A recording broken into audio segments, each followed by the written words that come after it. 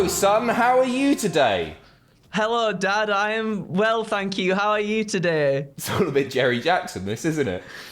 Well, little Andrew Pacitti, I am doing fantastically. All the better for seeing your wonderful face. Shall we take a look at the headlines? I'm so proud of you, my handsome little boy.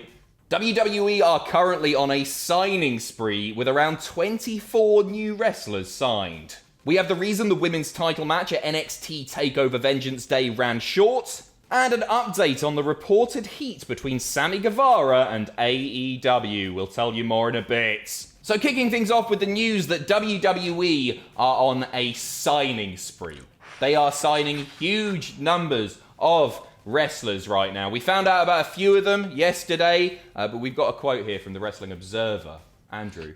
We do. The Wrestling Observer, let me tell you what they said, Pappy. They said, they've got Blake Christian signed, Taya Valkyrie signed, Harlan Bravado. They have like 24 people signed. They're on a signing spree. Woo! That's right. So we don't know who all of these people are yet. That will come sooner rather than later. It's believed that they're going to be reporting to the WWE Performance Center next Tuesday. So see you next Tuesday for that, and we'll let you know who is on that list. But this is really less about the names being signed, although there's some tremendous talent there. Obviously, we saw Eli Drake pop up yesterday, Taya Valkyrie, incredible. I'm less familiar with Blake Christian. I know he did GCW for a while, but I'm not too familiar, I won't lie. Can you tell me anything about Harlan Bravado? I think Harlan Bravado, he was part of a tag team called the Bravado Brothers, and he's done stuff in like TNA. I think Noah in Japan as well. Right, okay. And he looks like a handsome boy. I can tell you that. There you go. There's he's a handsome man. Really, the story here is, once again, WWE hoarding talent, isn't it? This is about them getting their hands on as many professional wrestlers as they possibly can, because now the wrestling landscape has changed so much. There are so many places for pro wrestlers to go and work. So WWE want everybody, whether they can actually use them or not. It wouldn't surprise me if maybe some of these new recruits are something to do with NXT India. Maybe there's something there, but they're acquiring talent from all over the place right now. So it'd be interesting to see who they snap up, because I don't know, it's very, very frustrating. We complain about it all the time, the wrong people being pushed and all that sort of stuff. But when you've got a roster the size that it is, it's just impossible, isn't it? You can't push everyone. You can't feature everyone. I think that's the scariest thing about them being like, oh, we've got about 24 people signed, is because you'll have so many amazing wrestlers, and then you just worry about if they will all get the amount of screen time that they deserve. And I wonder if maybe they'll split them across the brands like evenly. I mean, I don't know, I'm not sure, but it definitely almost feels like a response to, well, you've got AEW, New Japan and Impact now having this relationship thing together. It does seem like it's kind of a reactionary thing to that, in my opinion anyway. You know, try and get as many people in and try and build on that. Totally, and it'll be interesting to see where these people end up. Obviously, they're going to the Performance Center first. I wouldn't expect to see them straight away, maybe with the exception of Taya Valkyrie on the main roster. But we will see. Time will tell. But yeah, it's just, I don't know. I feel sorry for, because they're locked into seriously long contracts now. You don't get signed for a year. I think it's a minimum 3, and they try and lock people in for 5 now. Yeah, it's a long, long time, especially if you're left doing nothing. To just be doing nothing, it seems like a waste of life. Is that a bit much? Next story. Yeah. Next up, the triple threat match last night for the NXT Women's title was a bit awkward. It was going really well, really, really fun. Some big spots. A table imploded without really being touched. Apparently, it was Vic Joseph's fault. Somebody said that he grazed it as he was standing up, the little bastard. Get rid of him. Anyway, Io Shirai, Mercedes Martinez, Toni Storm having a great match, and then all of a sudden, it ended. Out of nowhere, seemingly. Triple H has given an update on what the hell happened. He says, first of all, it was a spectacular... In your Triple H voice, please. What?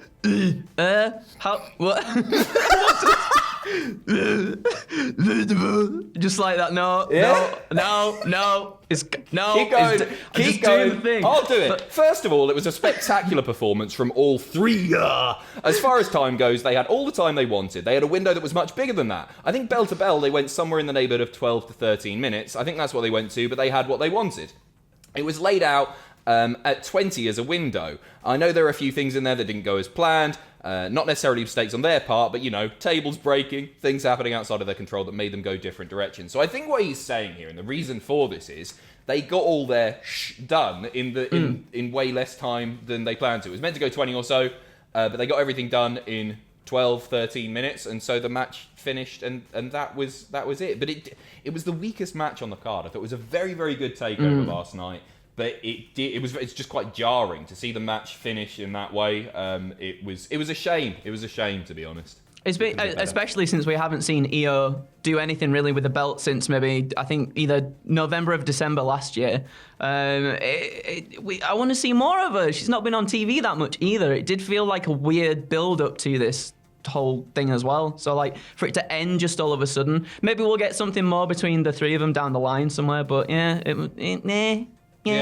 was fine. It was fine. I don't want to take anything away from the match because the match was good. The ending just came absolutely out of nowhere, and that's the reason why they got everything they wanted to do done. But you get a bollocking, right? If you go over, if you run overtime, unless you're Triple H, in fact, you get a bollocking backstage. So if you go under, and that's a significant amount of time, it's like eight minutes or so that they went under. I wonder if Trips and Koa are upset with him. No, he's best mate. He'll be fine. He's the dad, isn't he? He's the dad. Next up. And viewer discretion is advised for this because this is very, very spooky indeed. It appears that Finn Balor might be bringing back the Demon. Woo! So I'm not a huge fan, to be honest, actually. He does the same thing. He's just got the same moveset, but he makes all the ring dirty, doesn't he? Yeah, but he's scary. And he crawls to ring, Adam. Yeah, he don't walk. And he really gets beat. Anyway, it appears, he's been speaking to the New York Post, and it appears that he might be bringing it back sooner rather than later. Yes, so the quote says, obviously, there are moments in time for everything. Right now, it doesn't feel like the time for the Demon, but I'm sure there will be a moment where I go, okay, now it's time to rock. Carrion might be that time. Carry on. Sorry. Carrion Cross. Did you get it? Carrion might be that time, but we will have to see how events kind of develop. His character is definitely something that is very intriguing to the audience. Whether the Demon can add another element to that kind of situation when it arises will be interesting. I've been taking the piss, but it would be a cool thing for Karrion Kross, a guy who was stripped of the NXT title because he was injured, to come back. And it's a bit of a career accolade, isn't it? Only one man in WWE has done it. Samoa Joe in NXT has beaten the Demon. So, yeah, I think it would be cool for Karrion Kross to do it. And I know a lot of people are far more into it, the whole Demon thing, than I am. You're a huge fan. I love it. Face paint and coming in the office all the time. I do that as soon as I come in. Alt fog comes out, alt mist comes out at door, and you're sat there at computer, and I just spook you. Hiya. That's it. Next story.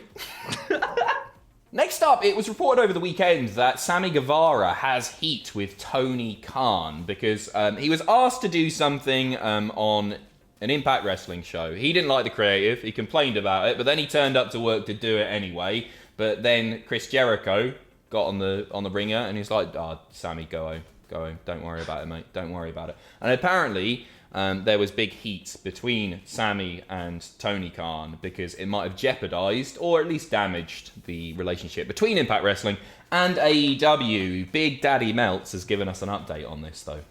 He has. He says, I haven't heard of any heat on Sammy Guevara, like, we're not going to push him. I have heard from one person at Impact. I don't know what the creative is that he turned down, but they said that the creative he turned down was something he should turn down. He didn't like it, and they decided to do it with Black Taurus instead, and they did not use Sammy.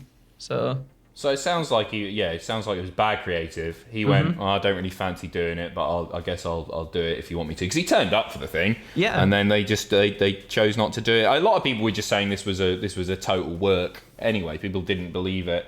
But as Meltzer said that there's no plans not to push him, so everything is hunky-dory. And I feel like Meltzer would know about this stuff as far as like the backstage heat. He's very in there, even more so with the AEW and Impact stuff than he is with WWE. So yeah, it's like, I don't know, maybe Sammy will get totally buried this week on Impact. Oh no, he won't turn up there. Sorry. Impact? He's not going there. On Dynamite. But We'll see. I'm not sure I buy it, to be honest, Andrew. Yeah, no, me neither. I mean, he's got plenty of other stuff to do with the inner circle anyway, so, like, he'll be fine. He'll be all right, will our Sam, won't he, yeah? He'll be all right. He'll be grand. And finally, we're going to talk about NXT superstars' salaries. Dave Meltzer was talking about it this morning on the Wrestling Observer Radio, and I think this is quite interesting, just how comparatively little a lot of the top stars, big names in NXT, are making. So he was quoted as saying earlier, they're not making 250,000 or 300,000 or anything like that. Balor, I'm sure, is, but obviously he was on the main roster first. It would be very hard to lower his salary, but I don't think anyone else is. They're probably in the low 100,000s. I know one top person in NXT who's been there for a long time, and he should be making a ton, but he's making $130,000. So they're making like 130, 150,000. Adam Cole might be making a little bit more. He should be, but that's the range. And he says, NXT, you usually start at 60 grand, maybe 50 grand, depending on who you are. And I'm not so, like, these are large amounts of money, of course, but these are people who are on the USA Network with a big TV deal with lots of money behind it every week, and they're being paid that amount of money. That doesn't seem right, does it? No, not at all. And they go hard in NXT as well, a bit more so than the main roster. So they're like putting, it sounds cliched, but they're putting their bodies on the line for, like, not peanuts, but a little less than I think what they should be getting. I agree. I mean, Triple H in that post takeover interview was like, oh, it's amazing. Nobody got injured last night, because they're so used to these takeovers happening, and because the work rate is so insane and the spots are crazy as well, that people just get hurt. And he was like, oh, it was great last night. Nobody got hurt. Well, okay, that says it all, doesn't it? It does seem that they have to work a hell of a lot harder than those on the main roster, at least on the weekly shows as well, because those are pretty work rate heavy. It's a weird one. The Adam Cole thing's interesting, because I would say, like, he says Adam Cole might be making a little bit more. Let's say he is making a little bit more. I would still suggest that, having watched his Twitch channel, and he's been allowed to continue the stuff because I guess they're on different contracts to the main roster people. He's cracking on with that. I reckon he could quite easily be making more on Twitch. Yeah, seeing the engagement he gets and the donations and stuff, and the subs, and so that's why it's so interesting and so important that these NXT people, especially, are allowed to continue doing that. Yeah, but and as you were saying, like, obviously that's more direct to them as well. Like, it won't have to go through any stuff and whatnot. But like, but yeah, I kind of, I just wish they'd get paid what they deserve to get paid. You know. I agree. I'm going to write a very strongly worded letter. That's for sure. Andrew, what are you up to tonight? About now, in fact, when this video goes online. Oh, what time is it? Where should they go? They should go over to twitch.tv/Cultaholic, and I'm gonna be. I'll put a bit of Lego. I'll sanitize. No, don't you? He's got it. He's done it. He's done it. Cross the Dell and ring the bell, Adam. They'll understand. Rub it in. Go on. I don't want to wait. Okay, that's fair enough. But yeah, we'll be putting some Lego on a Pikachu and playing some Baldy Dad Hitman games and stuff. It'll be fun. It'll be a lovely time. I'm proud of you, boy. Thank you, Dad.